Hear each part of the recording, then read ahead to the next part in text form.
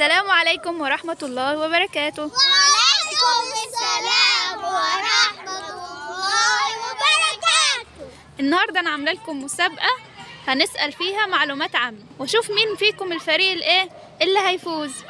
أول فريق معانا سارة وسبأ، وتاني فريق معانا مريم وعمر. أول سؤال لسارة وسبأ: إيه هو الحيوان الذي يسمى بملك الغابة؟ أسد. برافو، الأسد. إجابة صحيحة، سقفوا لهم يلا. كده واحد. تاني سؤال للفريق التاني اللي هما مريم وعمر: ايه هو الحيوان اللي بيسمى سفينة الصحراء؟ الجمل. برافو يا عمر، سقفوا لهم يلا. كده واحد.